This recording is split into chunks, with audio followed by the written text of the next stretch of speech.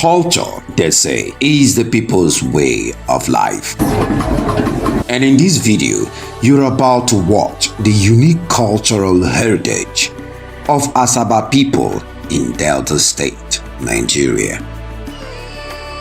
In line with our vision to connect all Africans to their root via the showcase and promotion of the cultural heritage of all African communities to the world, Adamazi TV was live in Asaba on Thursday, 12th September 2023 for the showcase of ASABA New Yam Festival, popularly known as Ezeugbo Festival by the indigenes. Literally, Ezeugbo means king of farm.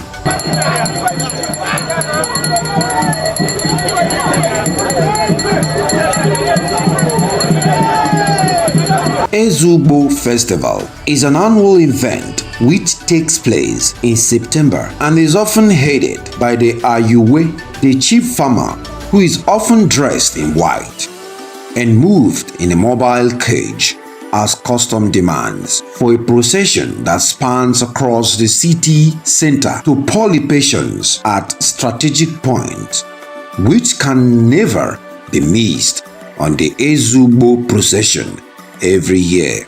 One of the significance of this procession is to announce to the first community that made up Asaba that he, the Ezeugbo, has tested the yam and it is indeed good for consumption. Therefore, Asaba people can now go ahead and harvest their yam for consumption. As colorful as the festival appeared, Ogbuefi Chinedu Frank Okolie, aka Igwe Owale, the producer of Offer the Rice, in a bid to add color to the event, led a band of well-decorated custom dancers and also the famous and greatest masquerade in Africa, Ijele Africa, round the city center. As you enjoy the rest of the video, stay tuned for our next upload. Iwaji Asaba of Asaba 2023. To get notified of our next upload, please hit the subscription button, like and share, and don't forget to leave a comment in the comment section.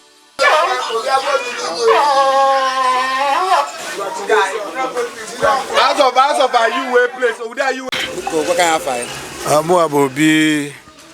Obi Honorable Chiweta Bob Okonta. Tata bo Ezeugbo Day. So far so good.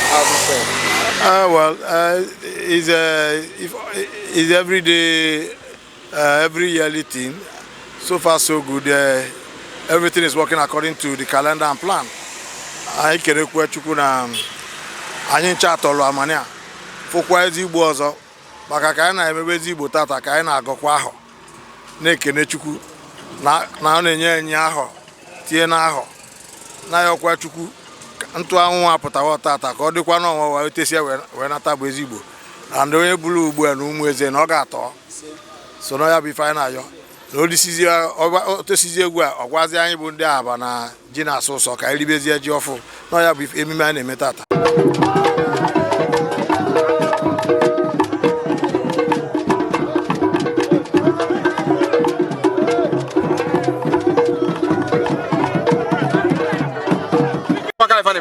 Tata ka yi wana agwandia na Jesus okesizie ipo na tewe egwu ewe ogwa anyị ọ bụ na Jesus anyị wa bụ ndị eze agwazi aba anya wabazi aji so go ba find now nwa bụ obi oge mana oge match na wa bụ obi nwa gwe ebe na aja gwa dị ebe na aja ọ karịa wole m nọ ndị ọzọ gbakasị.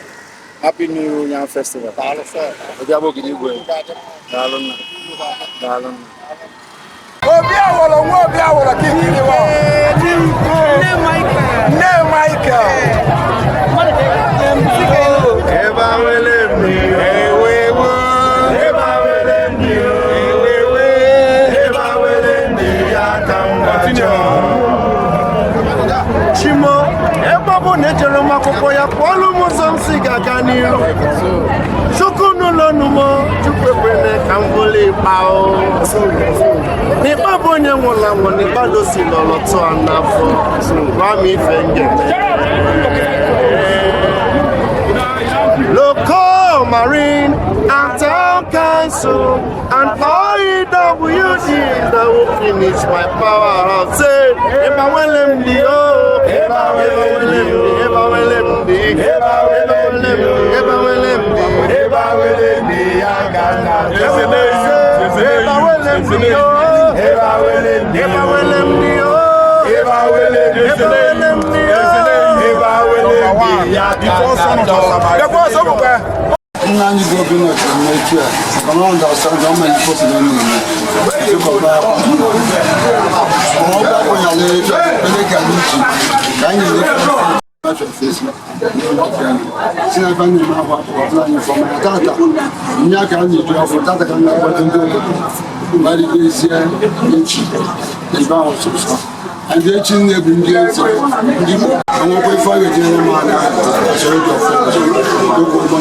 Makanti occasion na msindia swangu sasa hakuna hiyo kwa kupanga ndio na baadhi ya kanyo ile for hapa tabi hivi ne kubo na ndị aba wabunye yi moto kiji moto we na aga na ukwu ija ga na ogugo yi ndị aba na anu